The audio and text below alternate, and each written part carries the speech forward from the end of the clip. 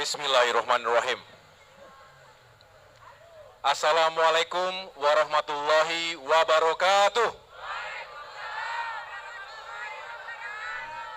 Salam sejahtera untuk kita semua. Shalom. Om Swastiastu. Namo Buddhaya, salam kebajikan. Semoga kita di bulan suci Ramadan 1444 Hijriah ini senantiasa berada dalam lindungan Allah Subhanahu wa Ta'ala, Tuhan yang Maha Kuasa, dilimpahi kesehatan, kekuatan, dan keberkahan. Amin, amin ya Rabbal Alamin. Rekan-rekan wartawan dan para kader Partai Demokrat yang saya cintai dan banggakan. Terima kasih atas kehadirannya di kantor Dewan Pimpinan Pusat Partai Demokrat di Posko Perubahan dan Perbaikan. Kami sengaja mengundang para jurnalis sekalian untuk menyampaikan perkembangan situasi politik terkini, utamanya soal kehidupan demokrasi kita.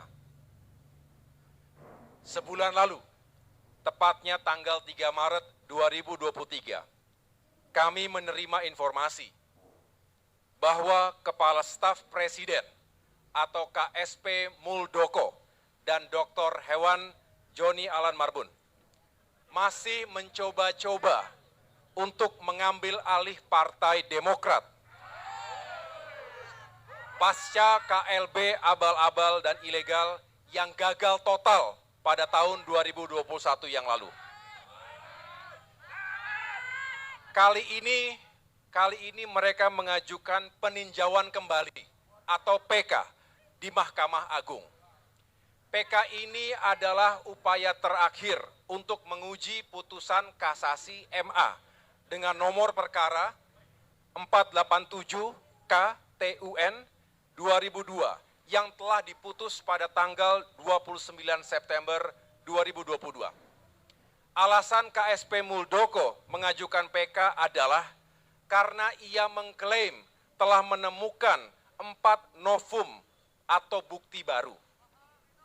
Kenyataannya, bukti yang diklaim KSP Muldoko itu bukanlah bukti baru. Keempat novum itu telah menjadi bukti persidangan di PT UN Jakarta, khususnya dalam perkara nomor 150 G 2021 PT UN Jakarta yang telah diputus pada tanggal 23 November 2021. Secara resmi, hari ini, tim hukum kami akan mengajukan kontra memori atau jawaban atas pengajuan PK tersebut. Kita yakin Demokrat berada pada posisi yang benar. Pengalaman empiris menunjukkan sudah 16 kali pengadilan memenangkan Partai Demokrat atas gugatan hukum KSP Muldoko dan kawan-kawannya. Saya ulangi, sudah 16 kali Partai Demokrat menang atas gugatan hukum KSP Muldoko dan kawan-kawan. Artinya skornya 16-0. Dengan demikian, dilihat dari kacamata hukum dan akal sehat.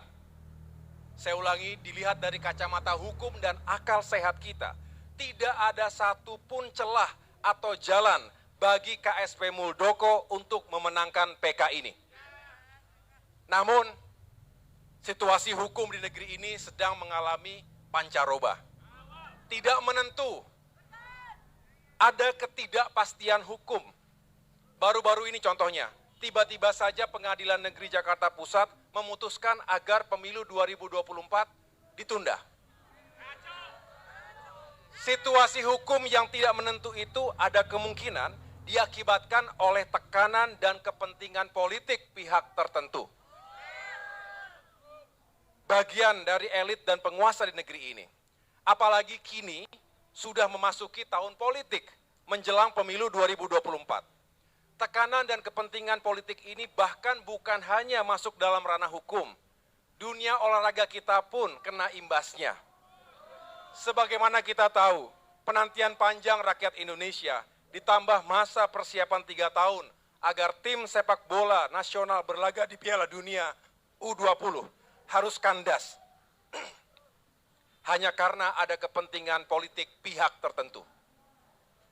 Saudara-saudara, sebenarnya bagi kami, mengangkat kembali isu terkait upaya KSP Muldoko untuk mengambil alih Partai Demokrat sudah tidak menarik lagi. Karena kami yakin saat ini rakyat sudah sangat paham karakter dan perilaku tidak baik dari KSP Muldoko. Khususnya dalam kehidupan politik dan demokrasi Indonesia. Bahkan banyak senior saya di TNI dan juga senior KSP Muldoko merasa malu dengan perilaku KSP Muldoko. Menurut mereka, perilaku KSP Muldoko tidak mencerminkan sikap kesatria, apalagi patriot sebagai prajurit yang pernah digembleng di Lembah Tidar. Tetapi yang lebih menarik lagi sekarang, betapa perilaku tidak terpuji tersebut seolah dibiarkan begitu saja. Padahal yang bersangkutan adalah Kepala Staf Presiden Republik Indonesia. Hal ini juga yang sering diperbincangkan banyak kalangan, baik di dalam negeri maupun di luar negeri. Saya ke luar negeri, ke beberapa negara, banyak yang bertanya, kok bisa terjadi seperti itu di Indonesia? Dan seolah-olah dibiarkan begitu saja.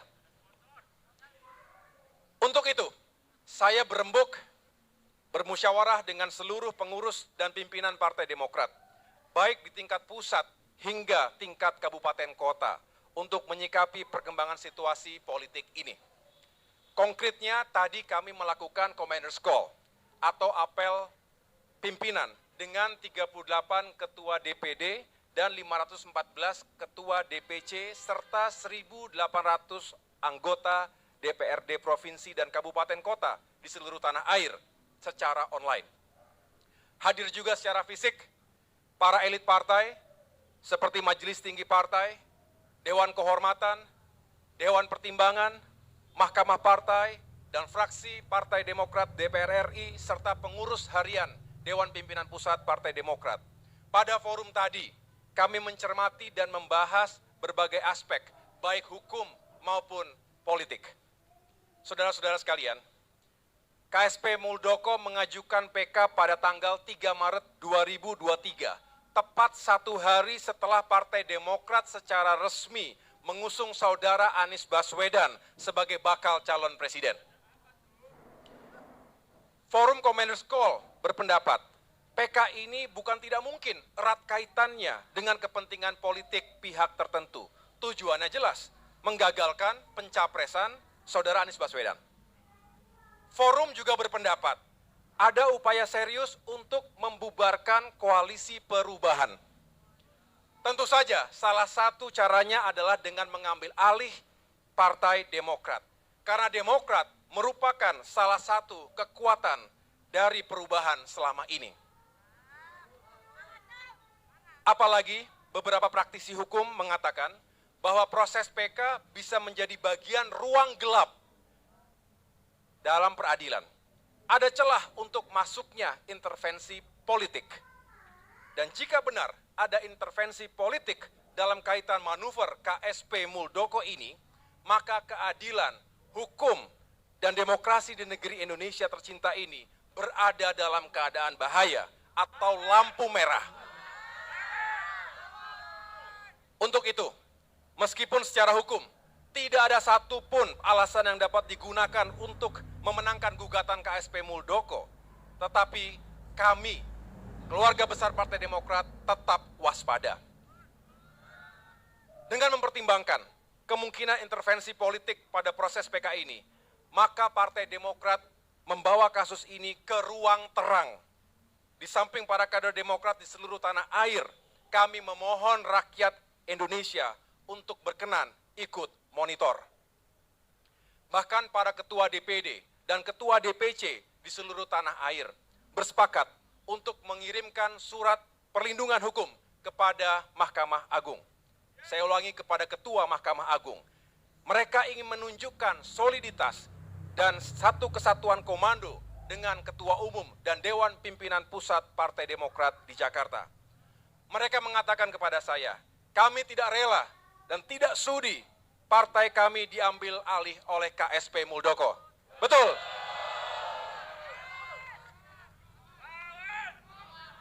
Saudara-saudara sekalian, kami menyadari ada resiko yang harus kami tanggung dalam mengusung bakal calon presiden yang tidak dikehendaki oleh rezim penguasa. Bahkan sejak tahun lalu, perwakilan kami di tim kecil Koalisi Perubahan pun sudah menyampaikan resiko ini, bahwa bukan tidak mungkin sekelompok penguasa akan meradang dan KSP Muldoko akan mengajukan PK-nya untuk menghambat laju Koalisi Perubahan ini. Saya ulangi, sebetulnya sejak tahun lalu kita sudah mengingatkan ini bakal ada PK, tetapi pasti sangat politis. Tujuannya adalah membungkam oposisi, Partai Demokrat adalah partai oposisi, dan juga menghadang, termasuk berpotensi membubarkan Koalisi Perubahan. Kini dugaan itu terbukti. Tetapi kami, seluruh pimpinan, pengurus dan kader Partai Demokrat siap. Kami siap lahir dan batin. Siap semuanya? Kita siap untuk mempertahankan kedaulatan partai kita. Dengan segala cara, dengan segala sumber daya yang kami dan kita semua miliki. Tidak gentar sedikit pun. Kita akan hadapi segala tantangan dan resiko yang ada di depan mata. Siap semuanya? Kesadaran ini semakin memperkokoh tekad dan semangat kami. Menjadi lebih giat memperjuangkan harapan rakyat. Banyak sekali persoalan rakyat yang harus dicari solusinya bersama. Inflasi meningkat, harga-harga kebutuhan pokok naik, sementara daya beli menurun, pendapatan juga menurun, angka pengangguran meningkat, kemiskinan semakin meningkat, hutang meroket.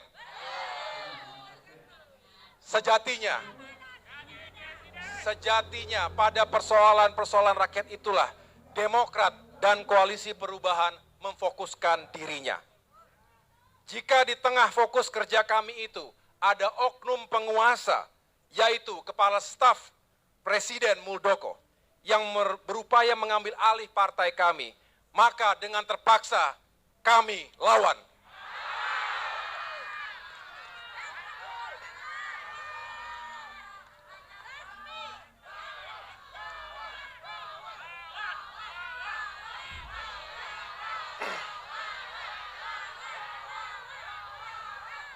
Kami yakin, Gusti Allah mboten sare. Tuhan tidak pernah tidur. Kebenaran yang hakiki tidak akan pernah bisa dimanipulasi. Jika terhadap perilaku oknum penguasa ini pun, pimpinan negeri diam dan bahkan cenderung membiarkan, kami juga tidak akan pernah mengeluh. Ingat, pemegang kedaulatan tertinggi di negeri ini bukanlah individu, bukanlah sekelompok elit atau golongan, melainkan rakyat Indonesia. Maka kepada rakyat, kami meminta dukungan dan bantuan. Bersama rakyat, kami akan berjuang. Akhirnya, dengan memohon ridho Tuhan Yang Maha Kuasa, kami percayakan kepada tim hukum mewakili Partai Demokrat untuk menyerahkan kontra memori peninjauan kembali atau PK kepada Mahkamah Agung melalui PT UN Jakarta. Kepada para pengangku hajat hukum di Republik ini, dengan segenap kerendahan hati, kami mengetuk hati nurani dan akal sehat yang mulia. Semoga yang mulia istiqomah dan menolak segala bentuk intervensi politik agar kelak menghadirkan keputusan hukum yang berpegang teguh pada asas kebenaran dan keadilan. Demikian pernyataan pers saya. Terima kasih atas perhatian dan kebersamaan ini. Wassalamualaikum warahmatullahi wabarakatuh.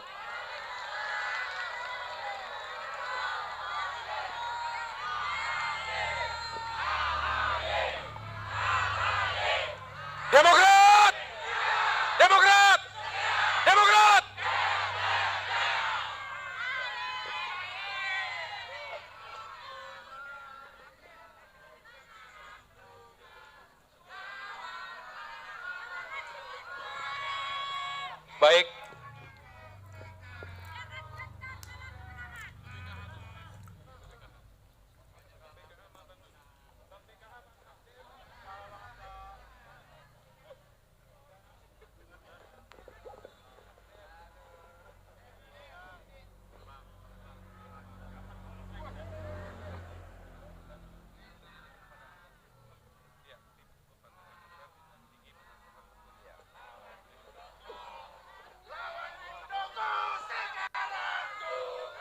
Ya.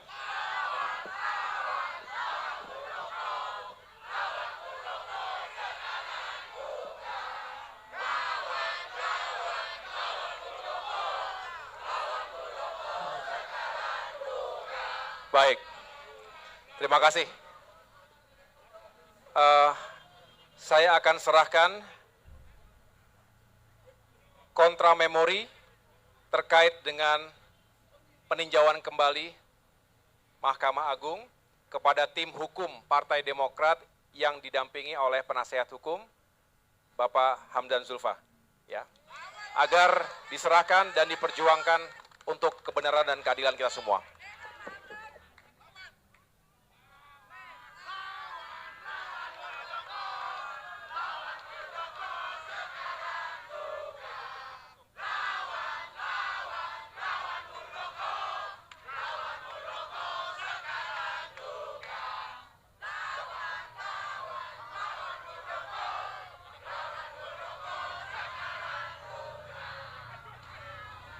Makasih.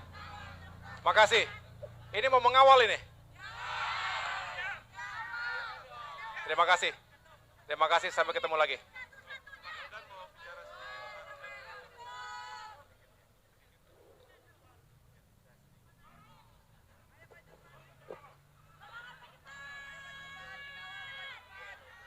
Ini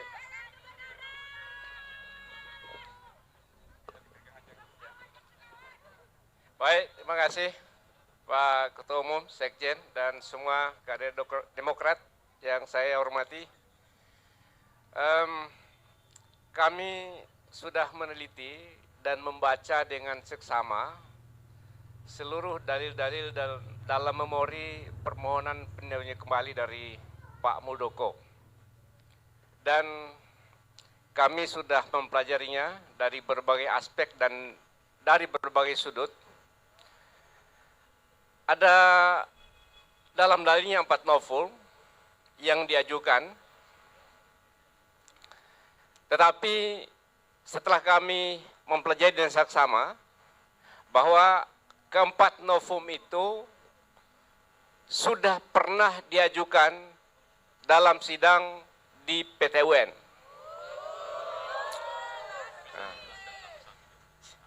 Jadi 2 novum yang secara nyata, konkret, dengan nomor bukti yang sudah diajukan dan diajukan kembali yang dianggap sebagai novum.